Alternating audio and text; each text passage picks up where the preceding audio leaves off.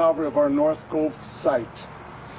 They create products that are fundamental to U.S. healthcare. So when an unprecedented natural disaster brought production to a halt, it resonated in communities across the country. It was on the ground in Marion. Within days of the hurricane, the level of devastation across the region was heartbreaking, and while, thankfully, our site remained structurally sound, a levee breach caused dire flood throughout. Since then, we have spared no effort or resources to bring North Gulf back online. Last month, we restarted production of our first and highest throughput manufacturing line, leading to this very moment, as we see the first truckload of new products shipping out to our customers since the hurricane's impact. None of this would have been possible without the inspirational efforts of our local leaders and team who have been working tirelessly on behalf of our healthcare professionals, patients, and loved ones who depend on us even while navigating the hurricane's personal toll. And our colleagues in Congress and our key federal and state agencies have been crucial partners every step of the way, bringing their own attention, influence, and expertise to bear across this process. In fact, thanks to our dedicated partners at FEMA, HHS, and the North Carolina Department of Transportation, we gathered today on a temporary bridge that serves as a critical access point to our facility. We have far more to do as we bring back our site to its previous production levels, but the power of partnership speaks loud and clear in our progress and momentum to date. I thank all of our guests today for their efforts and passion, and now I invite the Secretary Becerra to share a few words. So as I get ready to speak, Mr. Almeida, I think it's nice to take a short pause, because as ordinary and mundane as that might look, to see those trucks rolling out, right there, that's helping save some lives. And that's something that we couldn't say when Hurricane Helene had hit. And so as ordinary as that might seem, it's a pretty big deal. It's a pretty big deal that they're going over a temporary bridge that was constructed as quickly as possible by Baxter, working with a lot of folks, including FEMA and our folks at HHS, to make it possible. And obviously today, Mr. Almeida and I are standing on another bridge, right by the bridge that was opened up to make use of this facility possible again. I want to say first and foremost to each and every North Carolinian who went through Hurricane Helene, how tough it is to just watch, to see the scenes on television, to know what's happening, and to want to be as helpful as possible. I do believe that our teams at HHS feel good that they were able to come in and do something to help out. And when you realize that this factory right here manufactures about 60% of the IV fluids, but that's about right? It's about 60% of the IV fluids used in the United States of America for folks who are going through surgeries, other medical procedures, and that without those IV fluids, those medical procedures could not go forward. It hits you. It hits you on the impact of Helene. It hits you on how important it is that we all work together. And it hits you how important it is to see those trucks roll. And so I just want to say first and foremost to the team at Baxter, because my understanding was right after Helene hit, you weren't sure how many of your folks were hit as well. How many of your 2,400 folks were okay? And so to each and every one of the employees at Baxter, who now have all been accounted for, who are back at work, many having suffered some real hardship, devastation, including loss, we say thank you for their spirit and for your work ethic and for getting Baxter back on its feet. To the many people throughout North Carolina who are standing up, we got your back. We're going to do everything we can. I know that President Biden sent word down to all of us. We do this as a team. And so when Baxter said we need to figure out how to transport product We don't have a functioning bridge anymore. Everyone stepped up. And while HHS isn't recognized for building bridges, we were able to help with FEMA in making that all possible. To Don O'Connell, who is our administrator at our agency for emergency response. ASPR, our administration for strategic response and preparation, they knew quickly what we needed to do. And so whether it was helping Baxter get the materials they needed to get that plant back up and running, we were going to do everything possible using the Defense Production Act law that allows us to put a priority at getting materials to those most in need as a result of a crisis. Whether it was our folks at FDA, who had to work very closely with Mr. Almeida and his team to make sure that the product that could get produced, and if not produced here, shipped in from various parts throughout the country and abroad, would be safe. FDA did everything it could do to extend flexibilities, to provide more oversight, and to make sure the approvals worked as quickly as possible to make sure safe product was made available to Americans who needed it most in the operating rooms and throughout the hospitals of this country. And our folks at CDC constantly worked to make sure that we were able to communicate to our hospital providers, to our medical professionals, what the situation was, working along with Baxter.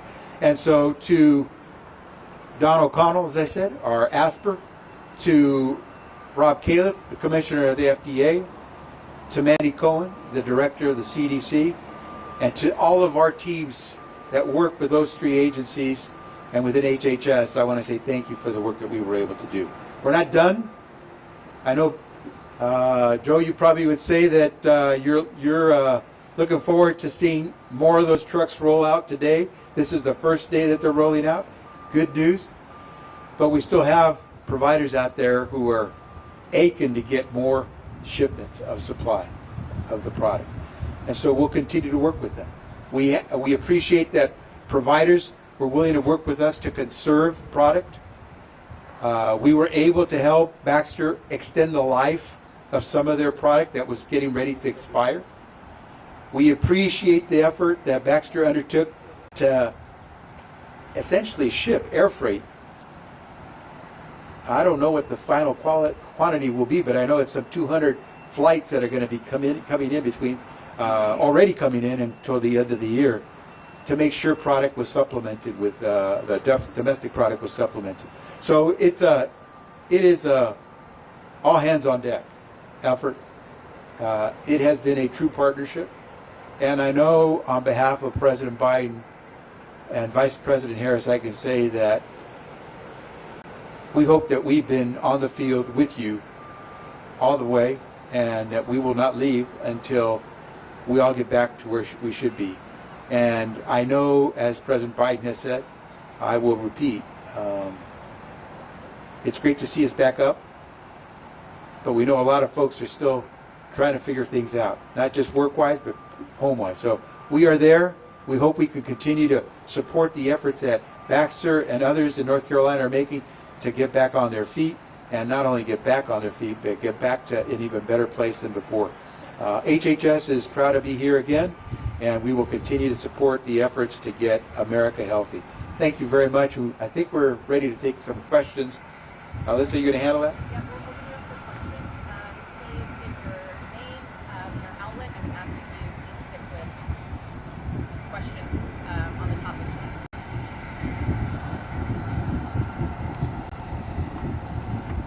Hi there, Ray Urena with WYFF in Greenville, South Carolina. We are hearing that they're, like you said, these truckloads, they're a good thing, but there's still a vast shortage of intravenous and peritoneal dialysis fluids throughout the country, including back home where I'm from in Florida. They're saying that they have to ration some supplies. How long are hospitals going to be having to do this? And what steps are being taken to make sure that this kind of disaster, though it might be once in a lifetime, doesn't happen again? We'll be ramping up the allocation, which started at 40 and then went to 60% to about 90%. The trucks you just saw, that represents 2 lines of production. That's about 50% of the plant and 100% of the plant's output in 1 liter. So we're going to see probably in the next couple of weeks the supply of 1 liter saline to be more normalizing. The plant is going to be up and running at the end of the year, fully operational. So we think this will ameliorate over time. We're doing everything we can. We have protocols, medical protocols to supply products like we did with children's hospitals across the country. We allocated 100% of production for their need. And we do on a most emergency basis. We sometimes have to accommodate, and we're doing the best we can. We, as Secretary Becerra said, we're flying products from China, Spain, and other places in the world. We have a vast network of plants, and they're already arriving here. The peritoneal dialysis specifically, we had some inventory in the U.S., and we are shipping products from China, which should be arriving or already arrived and will be distributed throughout the network. So the situation will ameliorate throughout the month of December, and we hope in the first quarter we'll be able to get back in full production. Thank you. Right. If I could just add to this, what is really occurring is a reallocation of product. Product isn't being shipped out just as if it were normal. Product is being shipped out to make sure that all providers are receiving product so they can do especially the most essential of medical procedures. And so with the supply growing, as Mr. Almeida just mentioned, and with the work that's being done with providers to make sure that they are conserving as much of the product as they can, we're hoping that everyone will find that when they need that IV fluid, when they need the different product that Baxter puts out, they will have it there. And so far, because again, it's a whole team effort, I think we're going to be able to get there, because you can see how dramatically the team at Baxter has been able to ramp up their reproduction of their product. Hi there, Anna Arender with Fox Carolina in Greenville. I just wanted to see if y'all could talk a little bit more specifically too about some of the damages that we're seeing inside the plant. I know we talked a lot about the flooding out here and the bridges being washed out. And two, on top of the reallocation, are you able to say where those trucks that we saw shipped out today are going? The devastation, you can imagine that the levee is at the very end of the facility on that end. When it got breached, about 4 feet of water entering the plant. When the water recedes, you have a significant amount of mud. So we got at one point in time about 3,000 people. We cleaned this in a way that was done in a very systematic manner. As you know, this is a facility that produces injectable drugs. So you've got IV solutions are injectable drugs. So the amount of cleaning and protocols, we have all things established. And at this moment in time, the south part of the plant is fully operational, and the north side is going to start very soon. And from that, we're going to be able to reestablish production across the plant by the end of December. In terms of your second question, how products get reallocated, these trucks will probably go straight into distribution centers, either directly to our distributors, directly to hospitals. This plant has a distribution center, and about 50% of its production go straight into customers direct. So I don't know specifically where they're going, but they're going to go for a great use immediately. Chelsea Donovan, WRAL News out of Raleigh. Obviously, we know just how integral this plant is for shipping these types of fluids, not only across the nation, but globally. Is there any plans, should something like this happen again, when you've got so much manufacturing at one facility, to possibly disperse that out should a biblical unprecedented event like this happen in the future? I'll follow. Secretary will follow probably better than I do. We are rebuilding the levee. It's already rebuilt. We're going to completely rethink how we secure this facility. So the short term is to secure the facility even better. And now our products across the globe have cross-registrations or in process of cross-registration in the US of the products made in China, in Spain, in England, in Colombia, in Brazil, in Mexico, in Canada, Australia. So we have plants in several different locations, about 12 different plants. So in the beginning is to make sure that when this happens, we're up in the US in about 2 to 3 weeks. We had products from overseas, great collaboration with the FDA and the HHS. Now, in the future, we're going to look into diversifying locations. We're going to work with the government to put in place a program that allows us to diversify. I think most importantly is that Baxter invested $500 million in this facility to automate and to create significant amount of resiliency. And we're going to continue to preserve this facility even further with the augmentation of our levy and how we're going to think about that in the future. So I think your question hits the bullseye. You perhaps asked the most important thing that we have to deal with post Helene, and which is, how do you make sure something like this doesn't happen again? Where a devastating natural disaster event in one part of the country impacts not just the entire country, but the world. And that's, in fact, I was chatting with Mr. Almeida and his team about that, because I really believe that's the question we all have to begin to answer. Fortunately or unfortunately, however way you wish to look at it, at HHS we've had to deal with this.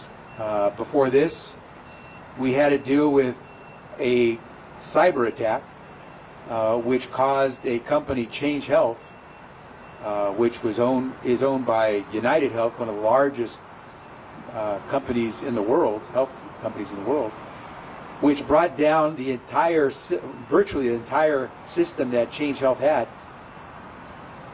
to transact money, to make billing payments, to send out information and data on patients. Because of that attack, doctors, hospitals were not able to get paid for the services they had rendered. We were asked to step in. Just as we came and stepped in here to try to help make this flow faster, I do want to thank the Baxter team. They stepped up when it came time to ship in that product by air, which is tremendously more expensive than other forms of transport. They took care of it. We had to deal with something very similar beyond Change Health on cyber attack with infant formula, when there was a shortage of infant formula, when one of the largest manufacturers of infant formula had to go down.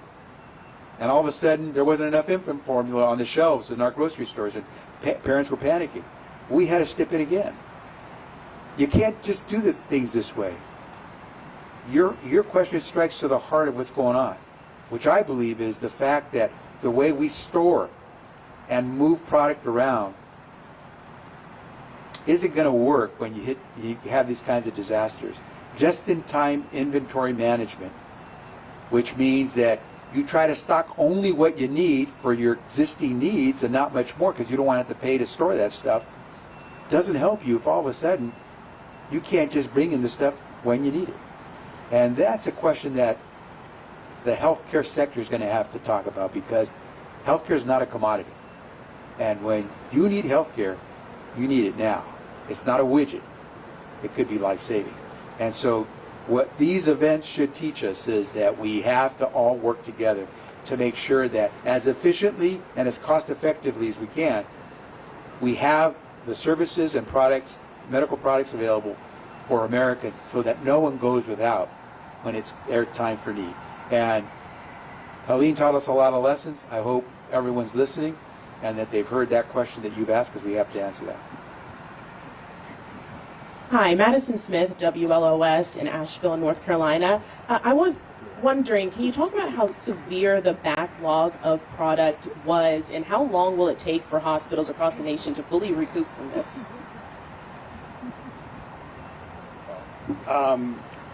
It depends quite a bit, like Mr. Secretary has spoken about how much inventory some of the systems have. Some systems have 6 weeks worth of inventory, some had a matter of 2 or 3 days. So once we put an allocation in place, we try to supply as much as we can and fair share allocate what we had. That as we start rescuing the products that are in the distribution center, once we were able to build the temporary bridge behind us, we're able to exit the product and start supplying more. That's why we elevated the 40% to 60 to 70, and now we're going to elevate again because now we have production coming out of the plant. So depends upon the hospital system. I cannot speak on their behalf, but our allocation, which is 70, is going to go to 90% very soon, and 100% soon after that, because that for 1 liter bags. 1 liter bag is the most used bag. There are other products we make here. There are needed irrigation, PD solutions are coming right after that. So we're trying the best we can to alleviate. And in the meantime, the reason also we were able to get the allocation up is we in partnership with the HHS and ASPR, we're able to get flights very quickly to get products from China and Spain into the U.S. and their products are flowing out. That's one of the reasons we're 70%. And the only thing I really want to add here is that product is out there and product is being used. It's whether we're doing it as efficiently and in a coordinated fashion as we must. Because when all of a sudden 60% of the product is no longer being manufactured from one day to the next, you got to be prepared. And the folks that suffer the most are folks who live in rural communities. Because rural hospitals, rural providers are the least equipped to deal with these types of stoppages of product flow. Because for them, every day it's, can you make ends meet? Will you meet your margin? And we have to make it so that this healthcare sector, the big hospitals, the big networks, are working far more closely with not just the sector, but with all of us, the federal government, the manufacturers, so that we never have this situation occur where we have too many facilities that have too little supply. And that's always going to get the little providers hardest, and those little providers are typically in rural America. And so we have to do this the right way so that our families, regardless of whether they're in rural or urban America, have the medical product they need.